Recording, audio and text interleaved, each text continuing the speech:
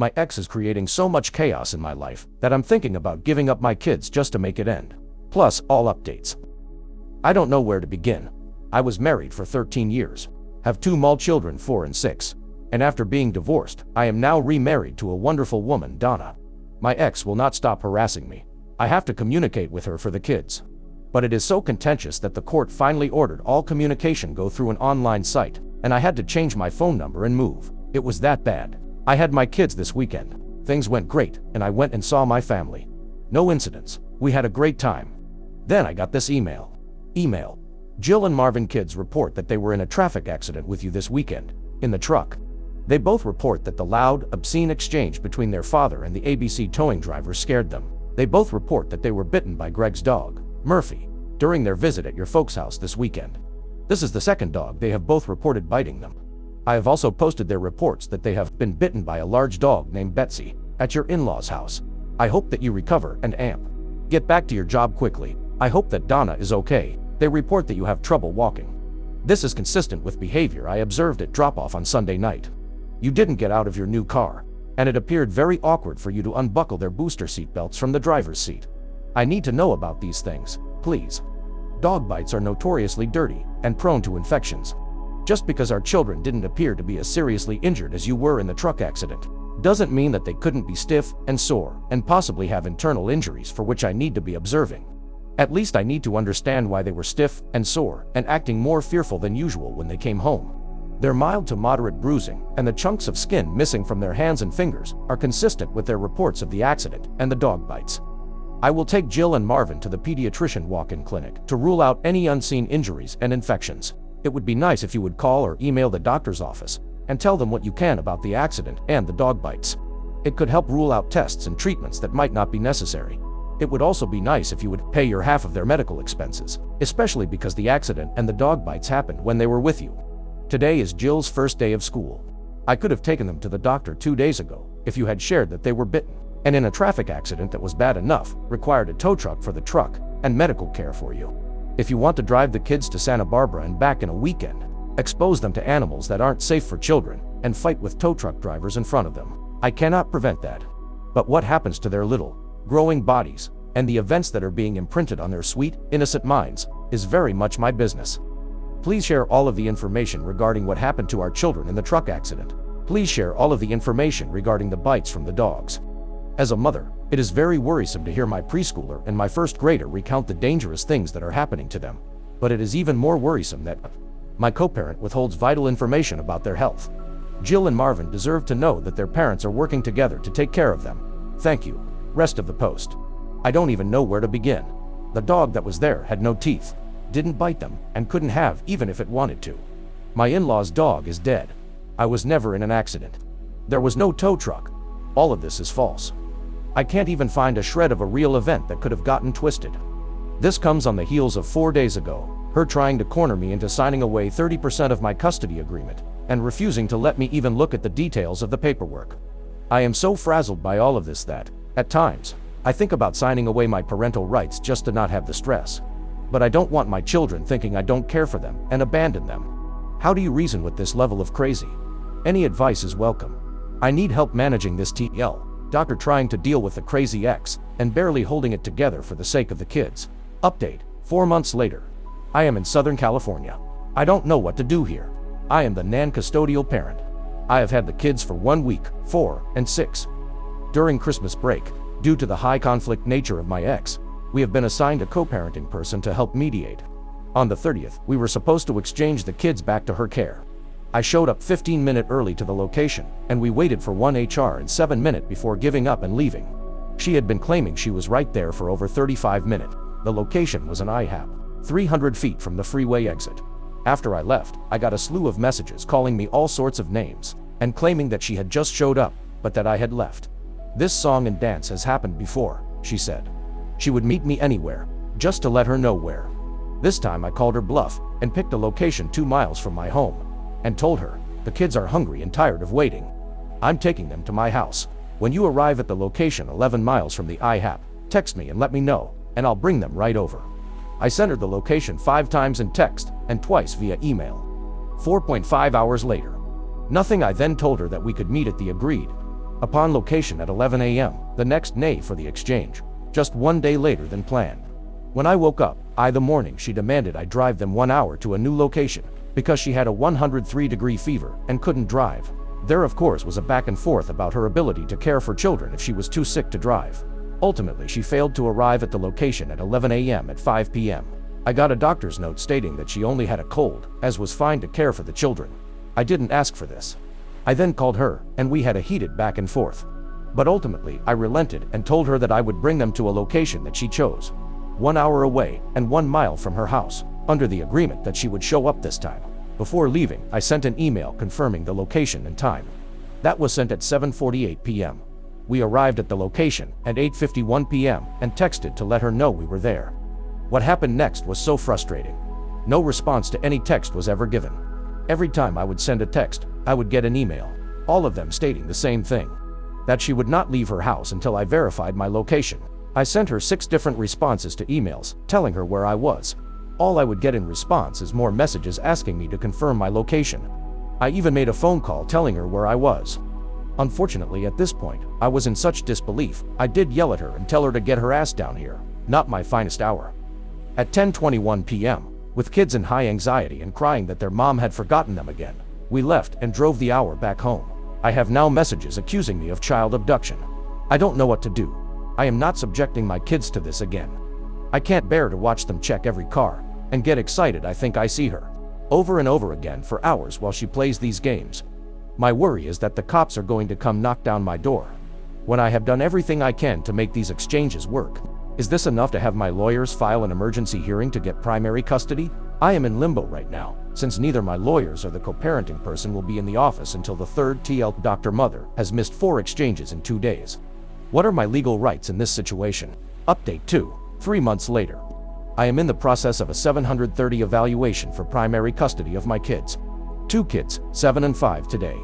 Was another doozy of an exchange.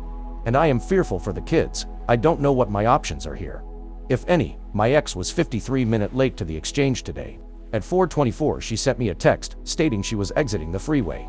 That is 2 miles from the meeting spot arranged in co-parenting for today.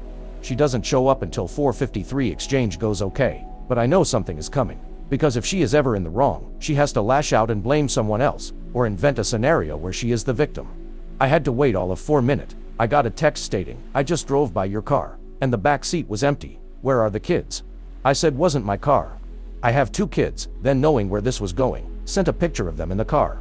Response: when did you have time to take this? Because I had plenty of time to look at the stoplight. You were alone. It's okay if Donna, my current wife, has them.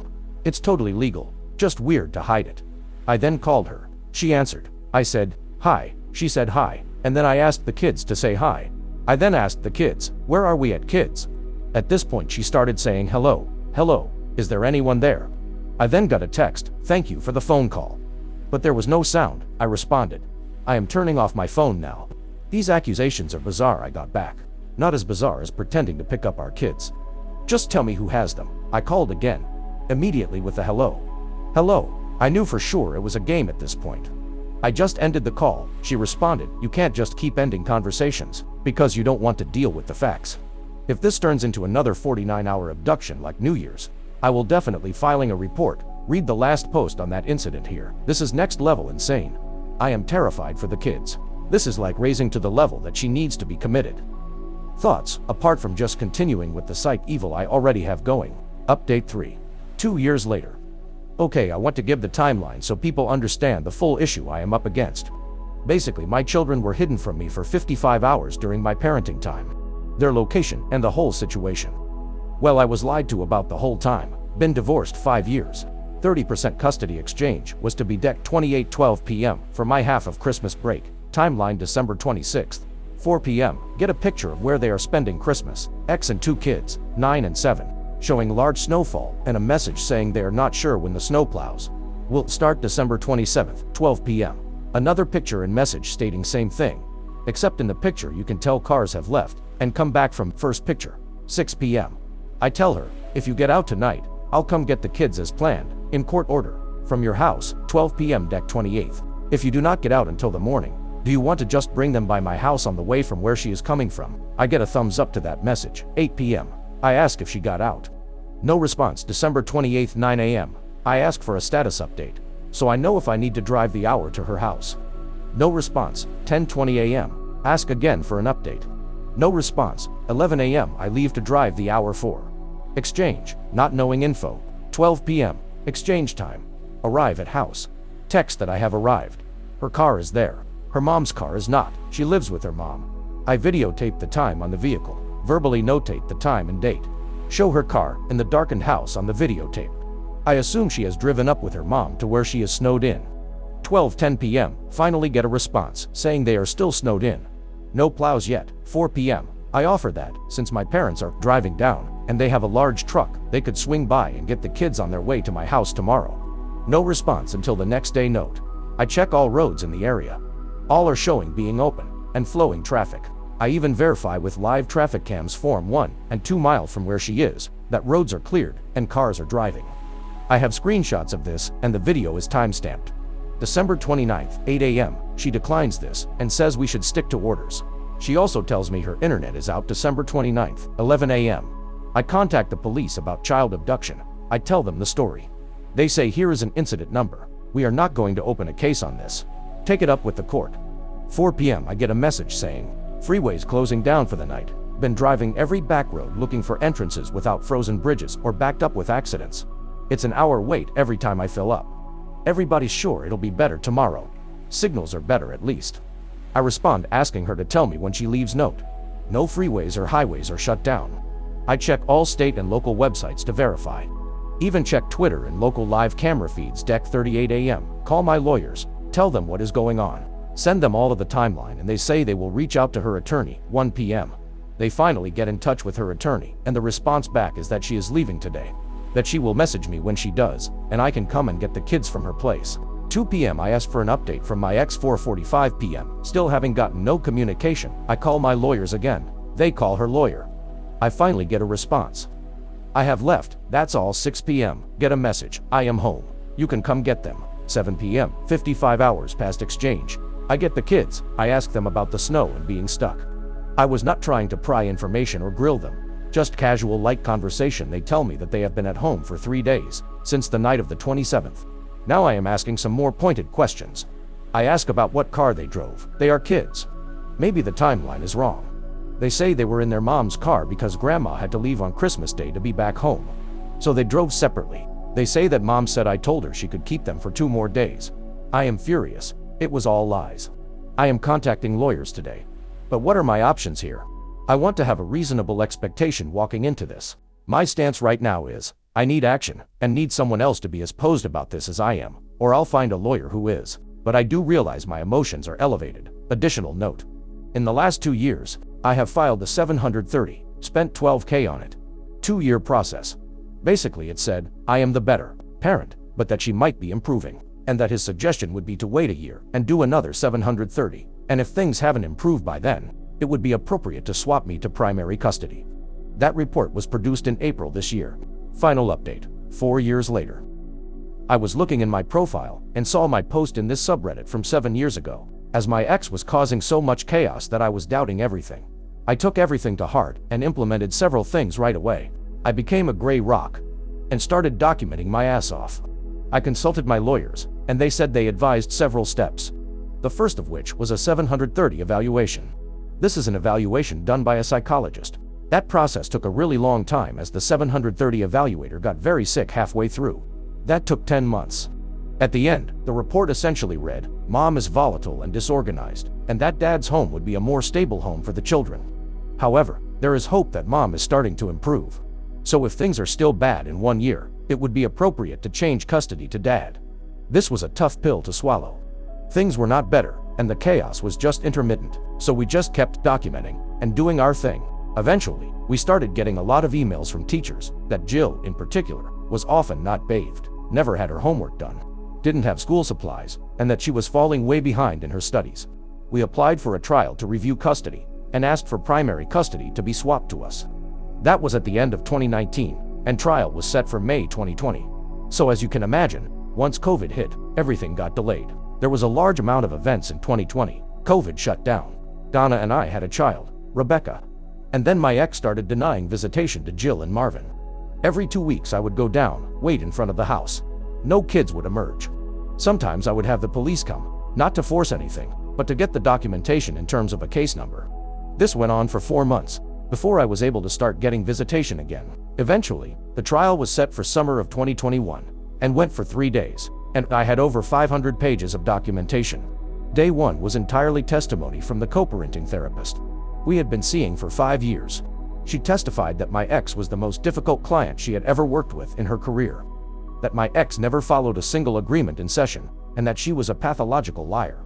Last day of testimony was my ex, where she was caught lying on the stand, and was presented with evidence that she had been secretly taking the children to a medical professional for 2 years that I had explicitly not agreed to. So starting in August 2021, the judge ordered the kids come live with me, primary custody, and limiting my ex to 4 days a month. It's now been 3 years. When Jill was in 5th grade, she had a 26% in math and a 40% in English. For the last 3 years, she has maintained a 4.0 every single year, and will be starting high school in honors geometry, honors English, and AP biology. Marvin has also been doing well also, and just finished his first year of middle school with a 4.0 GPA, and is loving his coding and robotics elective. They have new clothes, and have learned new skills and responsibilities. Donna has been crucial in setting up patterns to help with success in school. Their rooms are both immaculate, and they are the ones doing it with very little direction from us. They are happy and finally involved in activities and sports. Our little Rebecca adores them both, and I will often find all 3 of them cuddled up together as one of the older 2 reads a book to her. Jill made the decision recently to stop going on visits to her mom. The chaos and drama started being directed at her, along with lack of food, clothes that fit, etc. Marvin is still going for visits, and we are encouraging that as long as he is feeling safe there. All in all, things are going so well, and the kids are doing incredible. There are hard moments still, but it has all been worth it, and we are able to shield them for the most part from any chaos their mom may want to start. If anyone is reading this that initially sent advice, thank you. When you are in the thick of it, it is tough to not feel like it is impossible, and you will never be able to overcome it. I needed the outside perspective. TL. Doctor update to a post about considering giving up custody of my kids, to fighting for them for years. Eventually getting custody and turning all of our lives around for the better. What do you guys think? Let's discuss in the comments. Follow and like for more stories.